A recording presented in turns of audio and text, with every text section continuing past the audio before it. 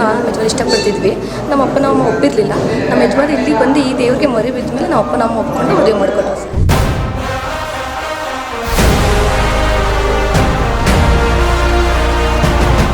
ಜೀವನನೇ ಮುಗೀತು ಅನ್ನೋ ಥರ ಇತ್ತು.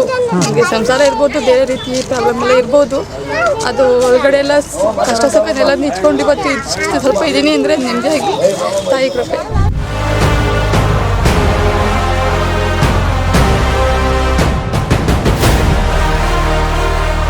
ನನಗೆ ಭಾಳ ಕಷ್ಟದಲ್ಲಿದ್ದೆ.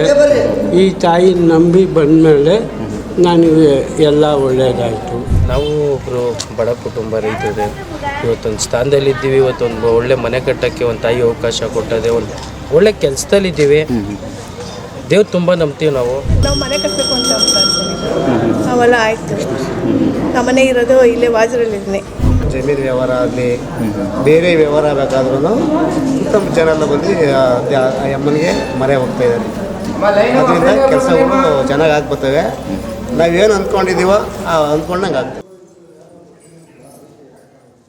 ನಮ್ಮ ಯಜಮಾನ್ರವ್ರ ಮನೆ ದೇವರು. ನಾವು ಮುಂಚೆ ಒಂದು 13 ವರ್ಷದಿಂದ ನಾನು ನಮ್ಮ ಯಜಮಾನ್ ಇಷ್ಟಪಡ್ತಿದ್ವಿ. ನಮ್ಮ ಅಪ್ಪ ನಮ್ಮ ಒಪ್ಪಿರಲಿಲ್ಲ. ನಮ್ಮ ಯಜಮಾನ್ ಇಲ್ಲಿ ಬಂದು ಈ ದೇವ್ರಿಗೆ ಮರಿ ಬಿದ್ದ ಮೇಲೆ ನಮ್ಮ ಅಪ್ಪ ನಮ್ಮ ಒಪ್ಕೊಂಡು ಮದುವೆ ಮಾಡಿಕೊಟ್ರು ಸರ್. ಇಲ್ಲಿಂದನೇ ಆಗಿದ್ದು ನಮ್ಮ ಮದುವೆ. ಈ ಅಮ್ಮ ಒಪ್ಕೊಂಡಿದ್ದಕ್ಕೆ ಈ ಅಮ್ಮ ಆಗಲ್ಲ ಅಂತ ಫಸ್ಟ್ ಹೇಳಿದರು. ಆಮೇಲೆ ಇಲ್ಲ ಆಗಲೇಬೇಕು ಅಂತ ನಮ್ಮ ಯಜಮಾನ್ರು ಕೇಳಿದ್ದಕ್ಕೆ ಆಯಿತು ನಾನು ಮಾಡಿಸ್ಕೊಡ್ತೀನಿ ಅಂತ ಹೇಳಿ ನಮ್ಮ ಅಪ್ಪ ನಮ್ಮ ಒಪ್ಕೊಂಡು ಆಮೇಲೆ ಮಾಡಿಕೊಟ್ರು ಸರ್. ಅಲ್ಲಿ ಸಿಕ್ಕಾಪಟ್ಟೆ ಟಫ್ ಇತ್ತು ಸರ್. ಸಿಕ್ಕಾಪಟ್ಟೆ ಟಫ್ ಇತ್ತು. ನಮ್ಮ ಅಪ್ಪ ನಮ್ಮ ಒಪ್ತಿರ್ಲಿಲ್ಲ.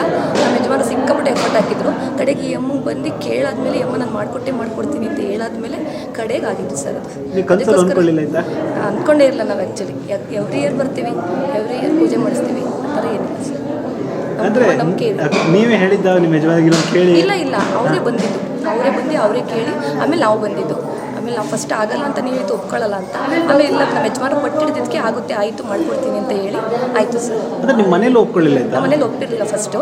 ಆಮೇಲೆ ಇಲ್ಲೆಲ್ಲ ಬಂದು ನಮ್ಮ ಯಜಮಾನ ಮಾಡ್ಕೊಂಡ್ಮೇಲೆ ಆಮೇಲೆ ಒಪ್ಕೊಂಡ್ರು. ಅವರೇ ಒಪ್ಕೊಂಡು ಮಾಡಿಕೊಟ್ರು. ಮೇಡಮ್, ಇವಾಗ ಫಸ್ಟ್ ಒಪ್ಕೊಳ್ಳಿದ್ದು ಸಡನ್ನಾಗಿ ಹೇಗೆ ಅದು ಅವ್ರಿಗೆ ಮೈಂಡ್ ಚೇಂಜ್ ಆಯಿತು? ಗೊತ್ತಿಲ್ಲ ಸರ್. ಅವರೇ ಕೇಳಿದ್ರು.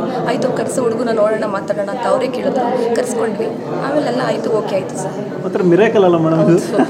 ಈಗ ಸುಮಾರು ಜನ ಮದುವೆ ಆಗಿರಲ್ಲ ಮೇಡಮ್. ಇಲ್ಲಿ ಬಂದ್ರೆ ಅವ್ರಿಗೆ ಮದುವೆ ಆಗುತ್ತೆ ಅಂತಾರೆ. ನಿಮ್ಮ ಪ್ರಕಾರ? ಹೌದು, ಮದುವೆ ಆಗುತ್ತೆ. ಮಕ್ಕಳು ಇಲ್ದಿರೋರಿಗೆ ಮಕ್ಕಳು ಆಗುತ್ತೆ.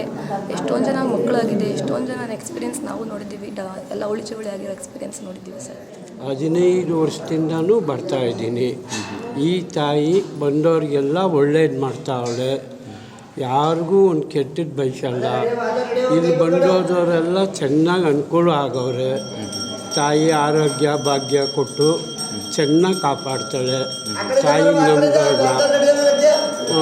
ಸರ್, ನಿಮಗೆ ಎಷ್ಟು ಏನಾಗಿದೆ ಉದಾಹರಣೆ ಕೊಡ್ತೀರಾ? ಒಳ್ಳೇದಾಗಿದೆ? ನನಗೆ ಭಾಳ ಕಷ್ಟದಲ್ಲಿದ್ದೆ. ಈ ತಾಯಿ ನಂಬಿ ಬಂದಮೇಲೆ ನನಗೆ ಎಲ್ಲ ಒಳ್ಳೆಯದಾಯಿತು. ತಾಯಿ ಇವಾಗೂ ಒಳ್ಳೇದು ಮಾಡ್ತಾವಳೆ. ಎಲ್ಲ ಕೋರ್ಟ್ ಕೆಲಸ ಇದು ಮತ್ತೊಂದು ಯಾರು ಏನೇ ಮಾಡಿದ್ರು ಅದನ್ನೆಲ್ಲ ಕೆಟ್ಟದ್ದೆಲ್ಲ ತೆಗಿತಾಳೆ ತಾಯಿ ಇದರಲ್ಲೇ ನಿಂತ್ಕೊಂಡು ಕಾಪಾಡ್ತಾಳೆ ಮಕ್ಕಳು ಮರಿಗೆಲ್ಲ. ತುಂಬ ಕಷ್ಟದಲ್ಲಿದ್ದೆ ಅಂತ ಹೇಳಿದ್ರಿ, ಒಂದು ಉದಾಹರಣೆ ಹೇಳ್ಬೋದಾ? ಹೇಳಿ. ಅದೇ ನನಗೆ ನನ್ನ ಮಗಳು ಮೊಮ್ಮಗಳು ಯಜಮಾನರು ತೀರೋದ್ರು ಕೊರೋನಾನಲ್ಲಿ. ಆವ ತಾಯಿನೇ ನಿಂತ್ಕೊಂಡು ನನ್ನ ಮೊಮ್ಮಗಳಿಗೆ ಧೈರ್ಯ ಕೊಟ್ಟು ಚೆನ್ನಾಗಿ ಕಾಪಾಡ್ತಾವಳೆ ಇವಾಗೂ. ಅದು ಕೇಸ್ ನಡೀತಾ ಇರೋದು ತಾಯಿ ಆಶೀರ್ವಾದದಿಂದಾನೆ. ನಮ್ಮಮ್ಮನೇ ನಿಂತ್ಕೊಂಡು ಕಾಪಾಡಬೇಕು. ಕೇಸ್ ಅಂದರೆ ಏನು ಕೇಸ್ ನಡೀತದೆ? ಅವಳಿಗೆ ಬರಬೇಕಾದ್ದು ಏನು ಗಂಡಂದು ಏನೂ ಬರ್ತಾಯಿಲ್ಲ ಇನ್ನು. ಅದು ಕೊಡೋಕ್ಕೆ ಅವರಿಗೆ ಅತ್ತೆ ಮೈದನಿಗೆ ಮನಸ್ಸಿಲ್ಲ. ತಾಯಿ ನಿಂತ್ಕೊಂಡೇ ಕೊಡಿಸ್ಕೊಡ್ಬೇಕು. ಅದು ಹತ್ತತ್ರ ಬಂದಿದೆ. ನಮ್ಮಮ್ಮನ ನಂಬ್ಕೊಂಡೇ ನಾವು ಜೀವನ ಮಾಡ್ತಾಯಿದ್ದೀವಿ. ಇವತ್ತು ಬೆಳಿಗ್ಗೆ ಎದ್ದು ಚೌಡೇಶ್ವರಿ ದೇವಿ, ಕಾಳಿಯಮ್ಮ, ಅಪ್ಪ ಮುನೇಶ್ವರನ ನೆನೆಸ್ಕೊಂಡೇ ಪೂಜೆ ಮಾಡಿ ಈಚೆಗೆ ಬರೋದು.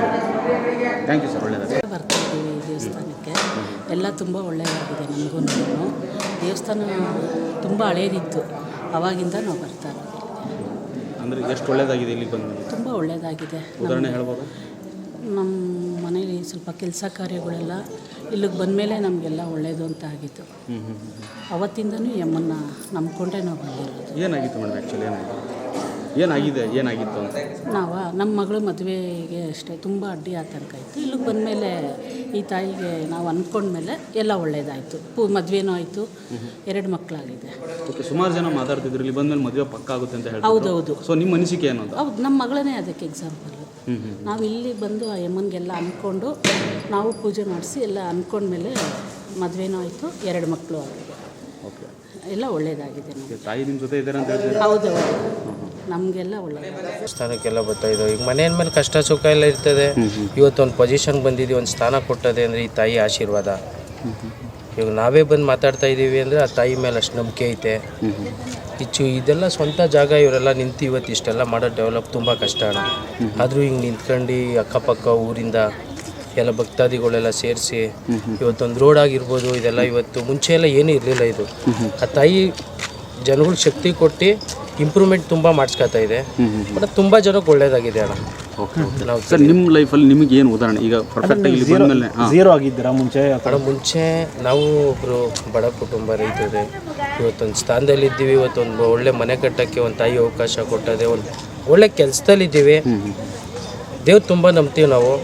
ಈಗ ಅಷ್ಟೇ ಶಕ್ತಿ ಐತಣ್ಣ. ಇದು ತುಂಬ ಜನ ಬೆಂಗಳೂರು ಜಿಲ್ಲೆ ಬೇರೆ ಆ ಕಡೆ ಈ ಕಡೆ ರಾಮನಗರ ಮಂಡ್ಯ ಅಲ್ಲಿ ಇಲ್ಲೆಲ್ಲ ತುಂಬ ಜನ ಭಕ್ತಾದಿಗಳು ತುಂಬ ಜನ ಇದ್ದಾರಣ್ಣ.